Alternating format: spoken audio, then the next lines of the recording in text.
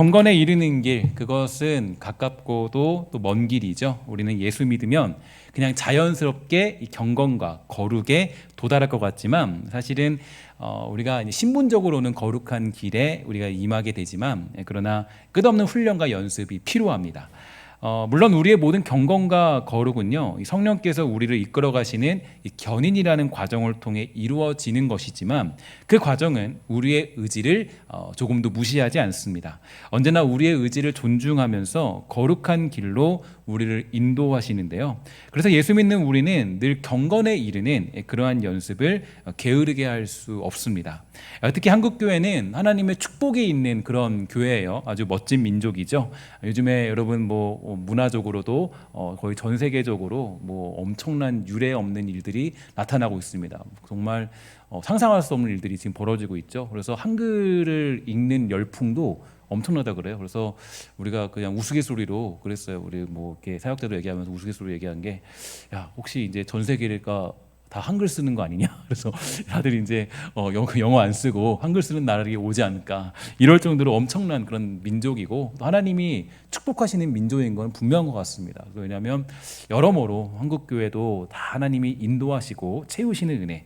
그래서 이제 그런 축복 가운데 있는 게 여러 가지 그런 이유가 있죠. 특히 한국 교회는 외국에서는 잘 찾아볼 수 없는 새벽 기도가 있습니다. 새벽 기도가 있고 수요예와 금요 기도회, 거의 또 여러 가지 모임들이 우리를 경건에 이르는데 아주 큰 견인차의 역할을 감당하고 있습니다. 이러한 일들로 인하여서 교회 생활하는 게 좀 분주할 때도 있어요. 좀 힘들다라는 생각이 들 때도 있습니다. 그러나 우리 하나님께서 저와 여러분들을 경건에 이르는 길로 인도하시고자 하는 계획과 섭리가 담겨 있다라는 것을 저는 요즘 코로나 시대를 통해서 더욱더 절실히 느끼고 있습니다. 지난 금요 시금석 기도회 때도 말씀드렸지만 이 코로나의 가장 큰 문제는 저와 여러분들의 경건을 무너뜨리고 있다라는 거예요. 새벽을 깨우는 일, 또 금요일에 기도하는 일, 수요예배를 지키면서 또 주일 저녁 예배를 지키는 일, 또 주일 예배도 마찬가지죠. 주일 예배를 지키면서 또 사역을 감당하는 일. 사실 이 사역자들의 사역은 더 많아졌는데 이제 성도들의 사역이 이제 어쩔 수 없이 필드에서 뛸 수가 없기 때문에 조금은 이제 우리가 함께할 수 없는 부분들이 많이 있어요. 그래서 이게 참 아쉬운 일이에요. 그래서 왜냐하면 사역을 하면서 조금 더 이제 그 어떤 필드에서 뛰면서 조금 더 이 하나님의 은혜를 가까워지는데 그럴 수가 없는 상황이 놓여져 있는 거니까 참 안타까운 시대를 살고 있습니다. 그래서 주를 위해 헌신하는 것, 그 모든 것들이 깨지고 있는 시대를 우리가 이게 경험하고 있습니다. 그래서 저는 이 코로나라는 전염병은 이 그리스도인의 영적 건강을 무너뜨리는 전염병과 같다라는 생각이 듭니다. 그러므로 이러한 때일수록 우리는 바짝 정신을 차리고 예배를 통하여, 말씀을 통하여 영적인 백신, 그런 치료제를 맞아야 되죠. 정신을 제대로 차려야 됩니다. 이때 그냥 우리가 넘어가면 나도 모르게 흘러가요. 그래서 제가 어떤 분의 이야기를 들어보니까 이제 자기가 이제 코로나 시대를 지나다 보니까 굉장히 좀 나태해졌다는 생각이 든 거예요. 그래서 그 예배에 필수적으로 참여할 수 있는 게 뭘까 생각하다가 이제 방송팀에 지원해야겠다 이런 분들도 계셔서 방송팀 어쩔 수 와야 되지 않냐. 그래서 어쩔 수 없이 방송팀을 해봐야겠다. 그래서 방송팀을 매번 하면서 또 자기 신앙을 지키시는 분들도 계시고 또 각자의 자리에서도 열심히 자기 자리를 지키긴 하겠죠. 근데 이제 아무래도 나태해질 수밖에 없는 건 우리가 부인할 수 없는 그런 사실입니다. 어쨌든 우리가 이럴 때 정신을 좀 차려야 돼요. 차려야 되고 좀 바짝 차리지 않으면 나도 모르게 이 모든 걸 다 놓쳐버리는 그런 삶으로 흘러갈 수밖에 없습니다. 언젠가 제가 뉴스를 보니까 이 바다에 떠내려간 사람들의 이야기를 보게 되었어요. 이 사람들은 그냥 바다에서 이 튜브를 타고 수영하게 한 거 전부예요. 그러니까 그 튜브를 타면은 그냥 편하잖아요. 사람들과 같이 수영했습니다. 그런데 문제가 생겼어요. 어떤 문제냐면 이게 튜브에서 즐기다 보니까 자기도 모르게 이 파도의 흐름과 유속에 끌려서 이 바다 이 깊은 곳으로 끌려가게 된 겁니다. 정신을 놓아버리면 잔잔한 파도가 이 깊은 파도로 우리를 이끌어가는 것처럼 이 코로나 시대에 돌입한 저와 여러분들은 어쨌든 정신을 바짝 차려야 됩니다. 이 많은 사람들이 이 시대를 지나면서 자기도 모르게 이 경건의 연습과 훈련들이 깨지고 있다는 거죠. 경건의 연습과 훈련이 깨져버린 사람들은 결국 코로나라는 팬데믹이 끝났을 때 드러날 수밖에 없습니다. 그러니까 여러분 이제 조금 요즘에 그나마 마무리되고 있는 그런 시대를 살고 있어요. 그러니까 이제 이 코로나라는 팬데믹이 끝났을 때 우리는 이제 다시 한번 이 정신을 차리고 경건에 이르는 연습들을 것을 지금부터 꾸준히 감당해야만 할 것입니다. 요즘 우리가 보고 있는 출애굽기의 내용도 이와 좀 비슷한 맥락에 놓여져 있습니다. 왜냐하면 하나님께서는 지금 이스라엘 백성들을 훈련시키고 있는 과정 중에 있는 거거든요. 그러니까 이게 지금 이게 선포되는 게 출애굽하는 광야의 생활 중에서 선포되어지는 말씀이에요. 그래서 광야에서 지금 이제 그 노예 생활에서 벗어나서 이 광야에서 가나안 땅으로 가고 있는 그런 모습들에 사람들에게 전파되어지는 말씀이에요. 1차 독자가 있습니다. 그래서 그들에게 선포되어지는 말씀입니다. 그러니까 하나님이 그들을 지금 훈련시키고 변화시키고 새로운 삶으로 그들을 인도하고 있다는 것을 우리가 늘 염두에 두셔야 돼요. 그래서 하나님은 지금 이스라엘 백성들을 훈련시키고 있습니다. 그들이 경건에 이르도록 많은 일들을 행하시고 있는데요. 이스라엘 백성들은 노예들의 신분을 400년간 그렇게 지내며 살았습니다. 그러니까 이 경건에 이르는 훈련을 감당하는 것은 불가능했을 뿐만 아니라 이 세계관조차도 이 노예라는 그런 어떤 세계관에 빠져 있던 사람들이 이스라엘 백성들이죠. 그러니까 무엇을 해도요, 이 불평과 원망이 그들을 사로잡았습니다. 하나님이 기적을 보여줘도 이 불평하고 하나님이 일하셔도 원망이었어요. 지도자가 세워진 것도 원망이고 하나님의 뜻과 질서가 나타나도 불평입니다. 이렇게 원망과 불평이 사라지지 않는 이유는 간단해요. 뭐냐면 아직도 그들의 세계관이 변하지 않았기 때문이에요. 그러니까 예수를 믿고 있는데 아직 예수의 심장을 가지고 살아가지는 않는 모습들, 그러니까 이게 우리들의 모습과 비슷한 거죠. 그래서 하나님은 이 광야를 통해서 이스라엘 백성들의 노예 근성을 하나씩 무너뜨리고 있습니다. 변화시키시죠. 특히 그 변화의 중심에 바로 오늘 우리가 보는 본문이 있는데요. 지난주까지 우리는 성막에 대한 내용을 보게 되었고 또 제사장의 의복에 대한 이야기를 나누게 되었습니다. 지난주 새벽 기도가 만만치 않은 시간이었다라고 우리 사역자 우리 김민 목사님께서 말씀해 주셨는데요. 굉장히 쉽지 않았다. 왜냐하면 이 성막을 얘기하고 또 의복을 얘기하는 게 이게 쉽지 않거든요. 공부도 많이 해야 되고 또 굉장히 어려운 부분입니다. 하나씩 다 이렇게 생각을 해봐야 되고 그래서 어쨌든 이 하나님이 이제 제사장을 세우는 데까지 오게 된 겁니다. 근데 여러분 이거 이제 보실 때 이 사건 전에 원래는 출애굽기 32장의 내용이 먼저였다라는 것을 여러분 기억하시고 이 본문을 보셔야 돼요. 이게 그냥 나타난 게 아니라 출애굽기 32장의 금송아지 사건이 먼저 일어났고 그리고 그 사건 중에서 나타난 내용이다라는 것을 기억해야 됩니다. 왜냐하면 실제로 이 위임식은 언제 거행되냐면 출애굽기 40장에 가면 이 위임식이 거행이 되거든요. 그러니까 그 사건이 먼저 있은 후에 아론 계열이 이제 그렇게 이 대제사장으로 임명받고 제사장으로 이제 임명받는 그 내용들을 볼 수가 있게 되는 거예요. 나중에 여러분들이 보시면 잘 알 수 있을 것입니다. 어쨌든 지금 하나님이 이 제사장을 세우고 있죠. 그래서 그러면 왜 하나님은 이러한 규례들을 하나씩 가르치고 있는 걸까?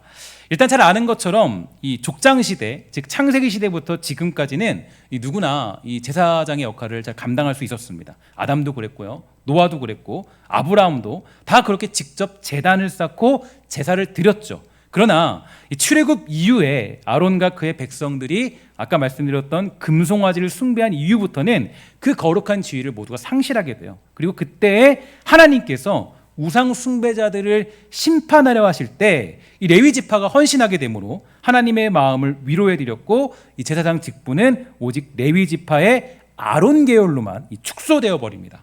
그러니까 물론 이것이 축소라고도 할 수 있겠지만 하나님은 그 직분과 하나님 백성들의 이 거룩함을 지키도록 하시기 위한 이 방편이 되기도 하였습니다. 일단 하나님이 그들을 향한 목적은요, 이스라엘 백성들이 거룩한 백성 되기를 원하셨는데요. 출애굽기 19장 6절 우리 다 같이 한번 읽도록 하겠습니다. 시작. 제사장 나라가 되며 거룩한 백성이 되리라. 너는 이 말을 이스라엘 자손에게 전할지니라. 레위기 20장 8절입니다. 시작. 너희는 내 규례를 지켜 행하라. 나는 너희를 거룩하게 하는 여호와니라. 20장 26절 시작. 너희는 나에게 거룩할지어다. 이는 나 여호와가 거룩하고 내가 또 너희를 나의 소유로 삼으려고 너희를 만민 중에서 구별하였음이니라. 아멘. 자, 하나님은 이스라엘 백성들이 거룩한 하나님 나라의 백성 되기를 원하셨어요. 그러니까 하나님의 목적은 뭐냐? 하나님이 이들을 이끌어서 어떻게 하느냐? 물론 가나안 땅에 가는 게 목적이에요. 하나님의 뜻이긴 해요. 그러나 이들을 향한 궁극적인 목적은 이들이 거룩한 삶으로 살아가도록 하시기 위한 하나님의 뜻이 거기에 담겨져 있는 거예요.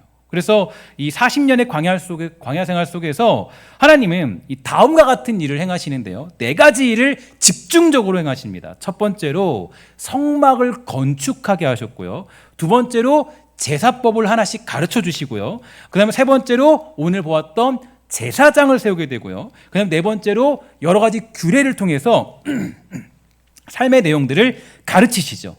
그러니까 여러분, 성막을 건축하게 하심으로써 하나님과 사람이 만날 수 있는 거룩한 장소를 허락해 주셨고, 또한 제사법을 가르치심으로써 이 죄인들이 거룩한 하나님께 나아갈 수 있는 길을 제시해 주시고, 또한 제사장을 세우심으로써 하나님께 나아가도록 하시고자 하는 그런 어떤 통로를 만들어 주셨으며, 삶의 원칙을 가르쳐 주심으로써 하나님의 백성답게 사는 법을 알려주신 거예요. 그러니까 이게 계속 반복되죠. 하나님이 가르치시고 가르치시고 가르치시고 가르치시고, 하나님의 목적, 그것은 이스라엘 백성들이 거룩하게 되는 것입니다. 그리고 그 거룩하게 만들어 가시는 과정 중에 우리는 제사장을 세우고 위임하는 일을 보고 있는 겁니다. 일단 이 제사장을 세울 때는 몇 가지 규칙이 있습니다. 첫 번째로 이 제사장을 세울 때 씻는 거예요. 씻는 거. 씻는 건데 그 출애굽기 29장 4절은 말합니다. 너는 아론과 그의 아들들을 회막문으로 데려다가 물로 씻겼다. 이렇게 되는데, 이걸 이렇게 하는 이유는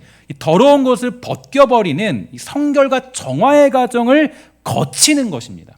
그 다음에 두 번째로는 바르죠. 그러니까 29장 7절인데 이 관유를 가져다가 그의 머리에 부어 바른다라고 되어 있는데요. 이 관유는 이제 뭐 그냥 간단하게 얘기하면 올리브유라고 보면 됩니다. 그러니까 아주 그 올리브유인데 여러 가지 거기에도 또 이유도 뭔가 있어요. 그러니까 그래서 이것은 신적 사역이 맡겨진 모든 사역은 이 성령의 기름 부음 아래 있다라는 것을 상징하는 거고요. 세 번째로 이브라, 이렇게 얘기하는데, 이브라는 것은 29장 8절과 9절에 보면 이런 내용이 있어요. 그의 아들들을 데려다가 그들에게 속옷을 입히고 아론과 그의 아들들에게 띠를 띄우며 관을 씌워 그들에게 제사장의 직분을 맡겨 영원한 규례가 되게 하라. 너는 이같이 아론과 그의 아들들에게 위임하라. 이렇게 되어 있습니다. 그 다음에 네 번째로는 드리라라는 것인데, 여기는 이 4번의 제사가 등장합니다. 그러니까 이 드릴 때 제사가 4가지가 있는데요. 첫 번째로는 속죄제입니다. 속죄제인데, 일단 출애굽기 29장 10절부터 14절을 보면 이 모세가 수송아지를 가져오고 아론과 그의 아들들이 안수하고 모세가 잡아 피를 제단불에 발라 깨끗이 하면서 제단 밑에 쏟아서 거룩하게 하게 돼요. 그 다음에 내장에 덮인 기름과 간, 꺼풀, 그 다음에 그 콩팥과 기름은 제단에서 태웁니다. 그리고 그 가죽과 똥, 고기는 진 밖 거룩한 곳에서 태우게 되죠. 이것이 바로 속죄제예요.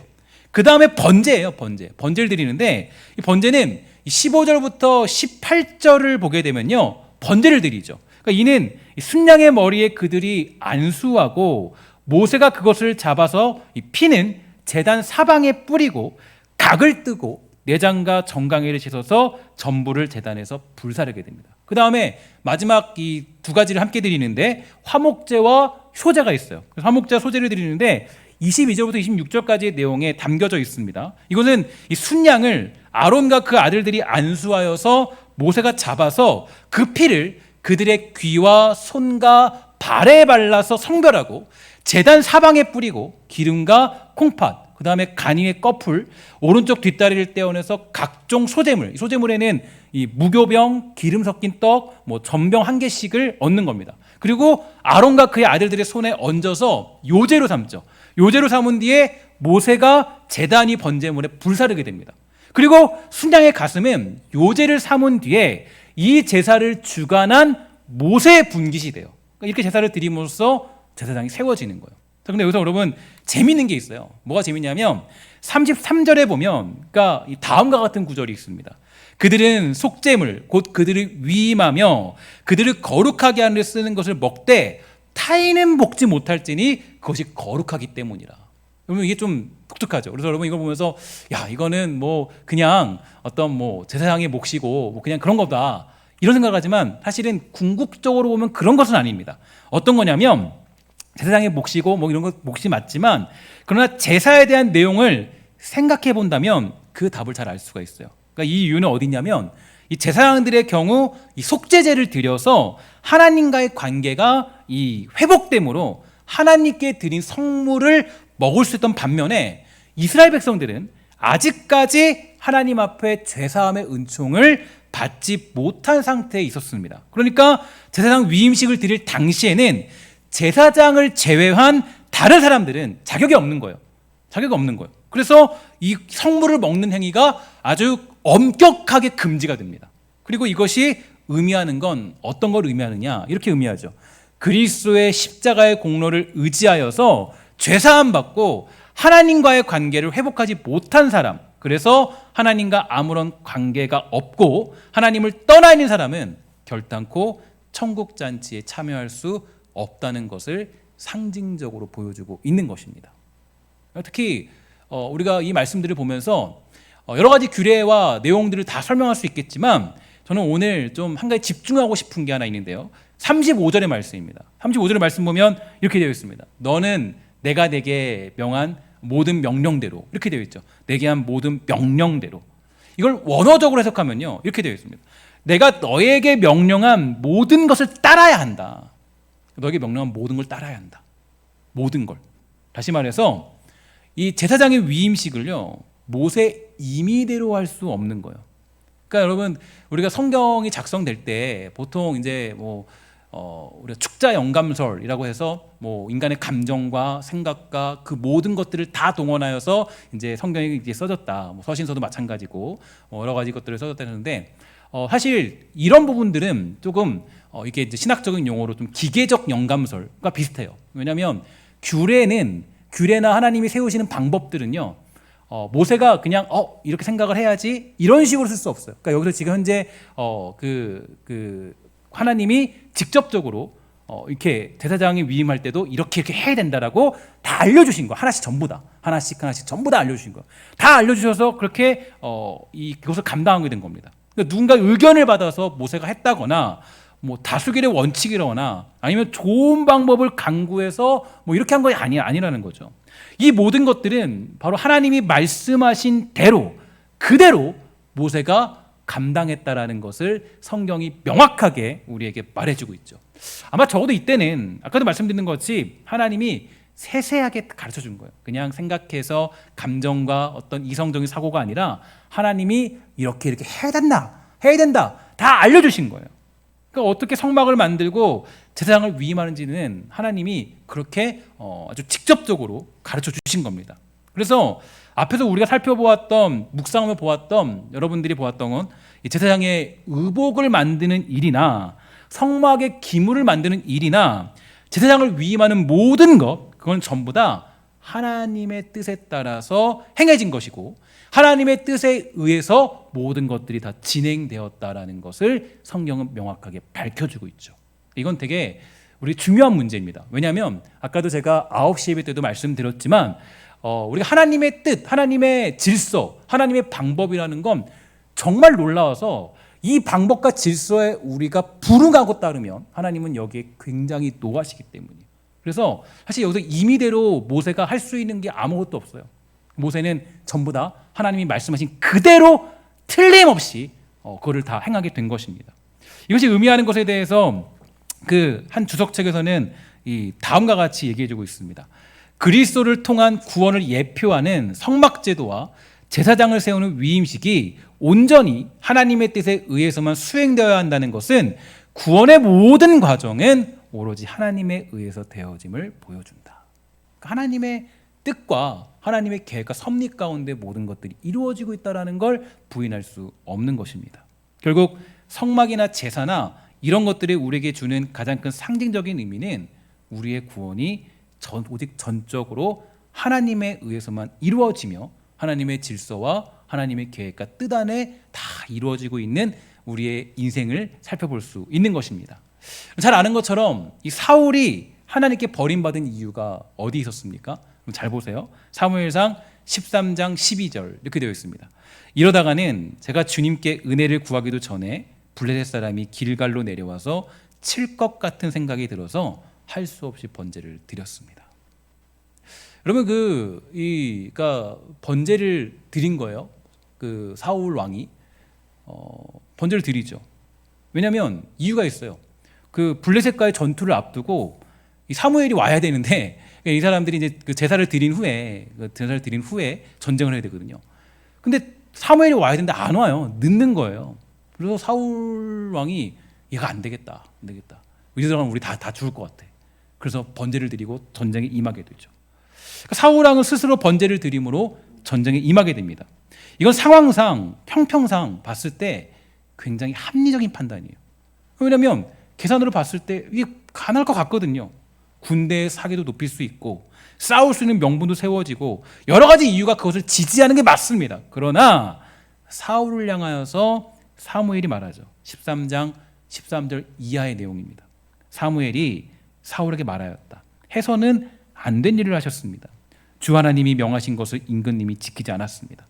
명령을 어기지 않으셨더라면 임금님과 임금님의 자손이 언제까지나 이스라엘을 다스리도록 주님께서 영원토록 굳게 세워주셨을 것입니다. 그러나 이제는 임금님의 왕조가 더 이상 계속되지 못합니다. 주님께서 임금님께 명하신 것을 임금님이 지키지 않으셨기 때문에 주님께서는 달리 마음에 맞는 사람을 찾아서 그를 당신의 백성을 다스릴 영도자로 세우셨습니다.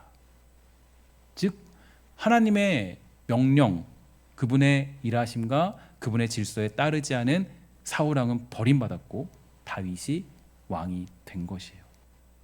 이것은 하고 안 하고의 차이가 아니에요. 사울 왕의 가장 큰 문제는 하나님을 신뢰하지 않은 겁니다. 그래서 제가 언제나 말씀드리지 않았습니까?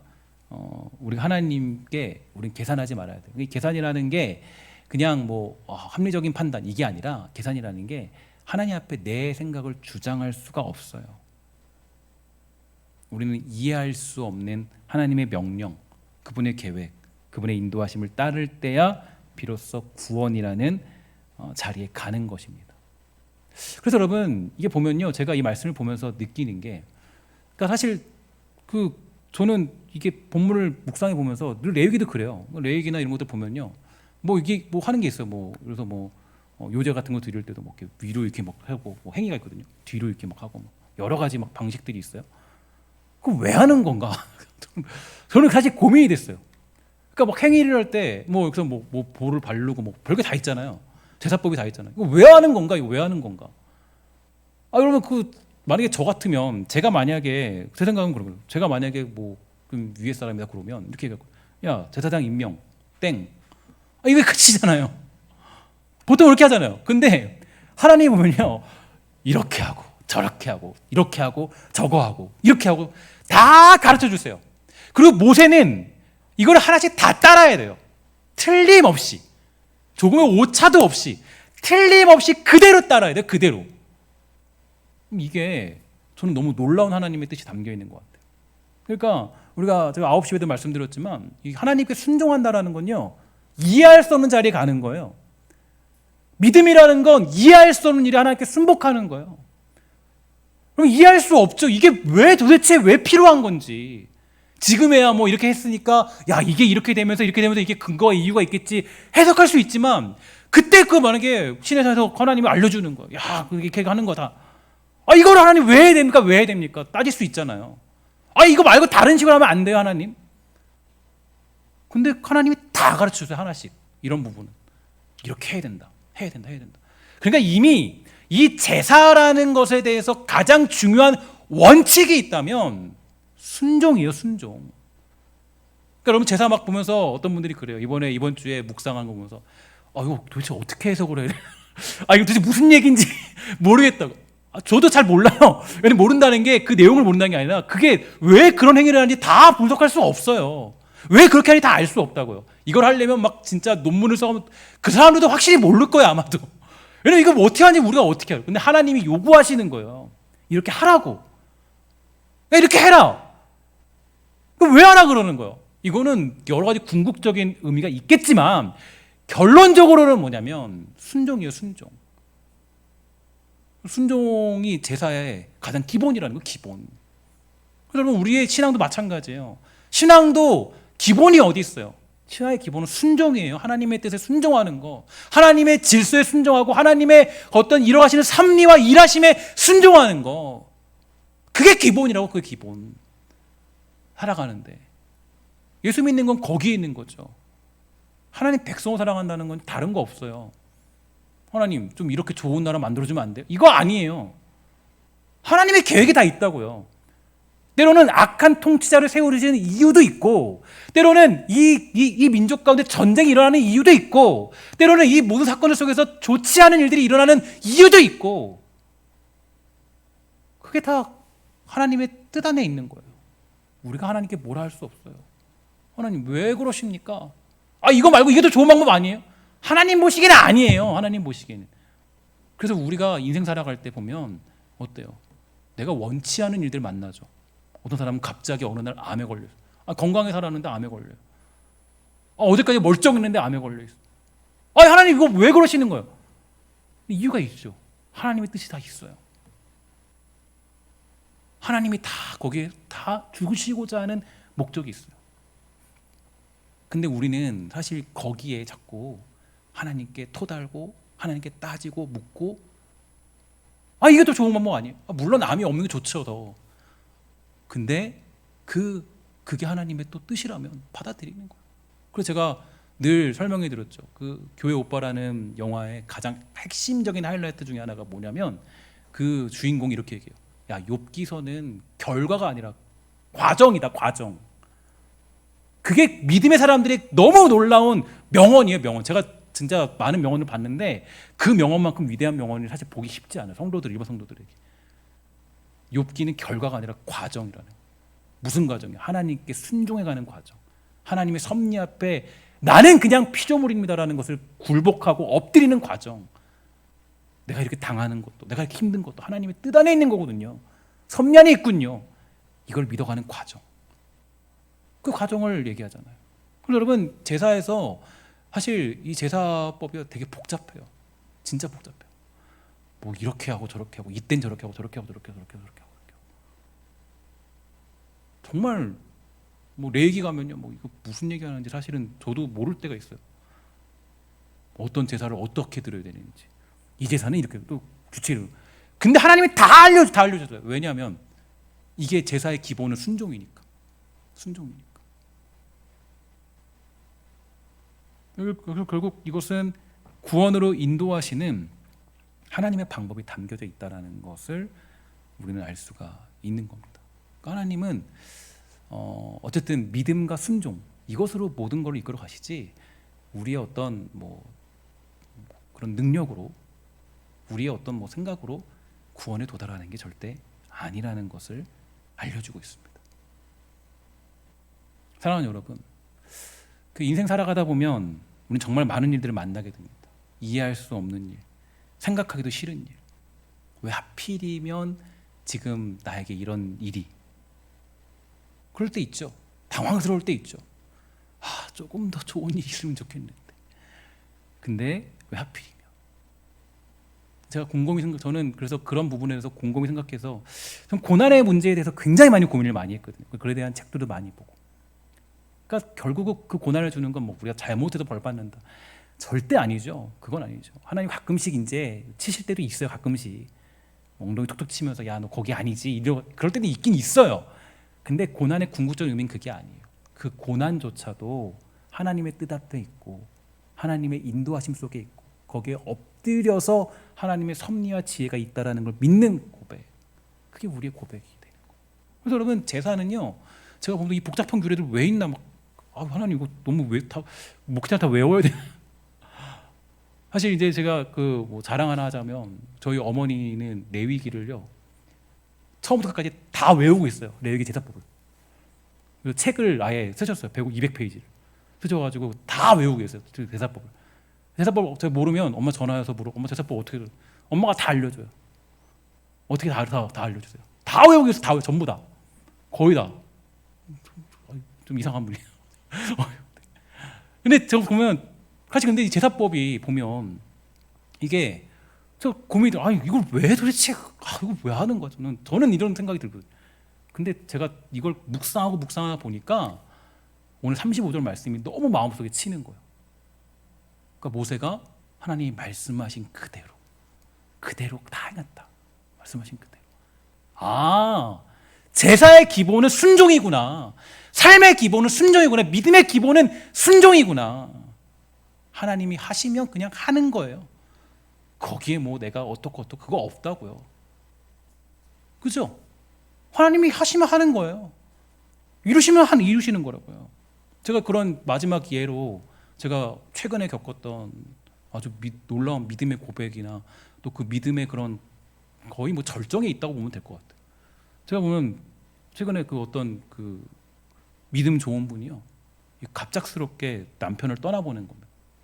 갑작스럽게. 그 남편분이 약 74세 정도 되셨어요. 74세. 젊죠. 근데 이제 뭐 어떤 지병이 아니라 갑자기 이제 심근경색으로 갑자기 소천하신, 갑자기 어느 순간에.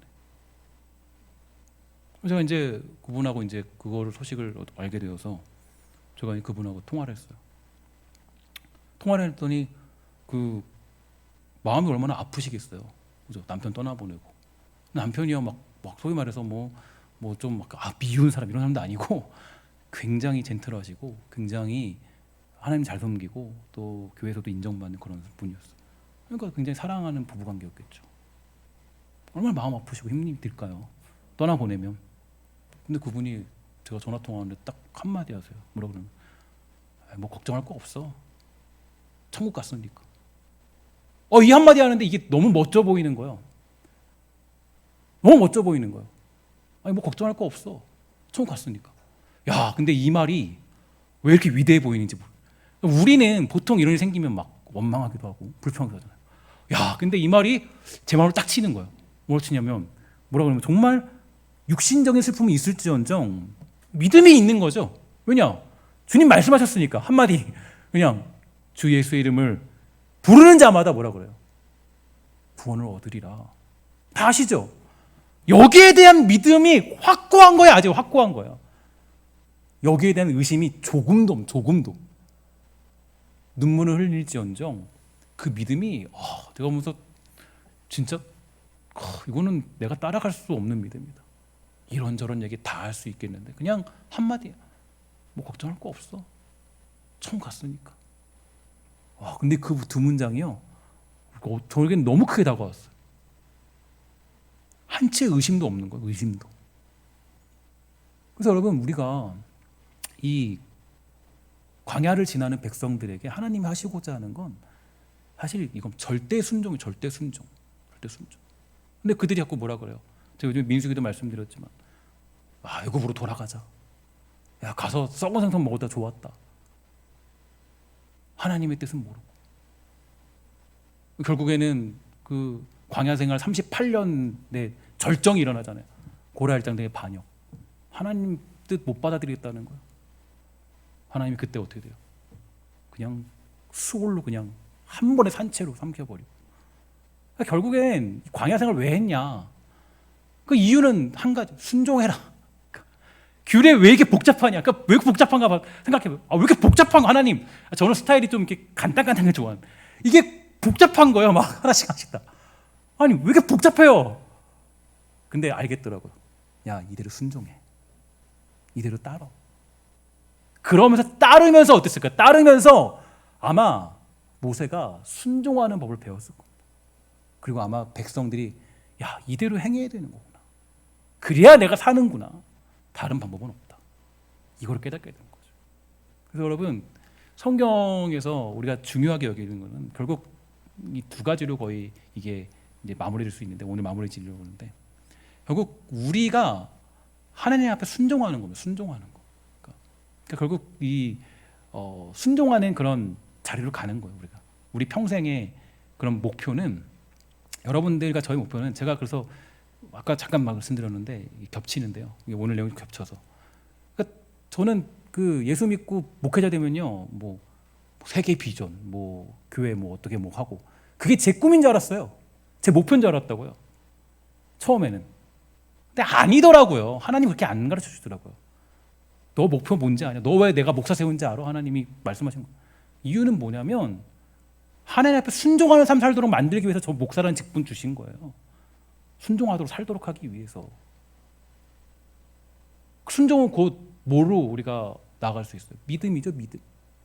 믿음의 삶. 믿음으로 살아가는 거예요. 하나님 믿으면서.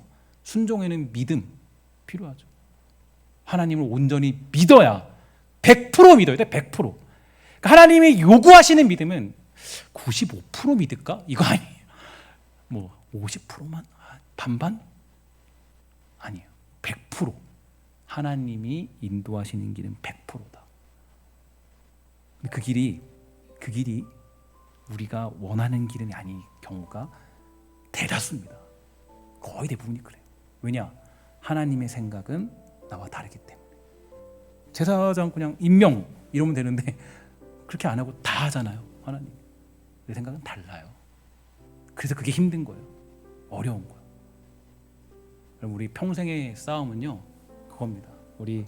제가 담임 목회자로서 여러분들과 걸어가야 될 길, 그 길은 결국은 그 하나님 앞에 우리 나를 꺾고 내 생각을 꺾고 내 의지를 꺾고 하나님 앞에 엎드려 순종하며 믿음으로 사는 거. 이게 우리 교회가 가져야 될 가장 중요한 목표가 되는 겁니다. 저는 여러분들을 그렇게 인도할 거고, 저도 그 길을 향해 달려갈 거고, 우리 모두는 그 길을 향해서 한 걸음씩 걸어가고자 하는 모임의 공동체입니다. 여러분 축복하기 원하는 건 하나님의 주시는 그 평강의 마음이 순종하는 자들마다 넘쳐나게 되기를 주의 이름으로 간절히 소망합니다.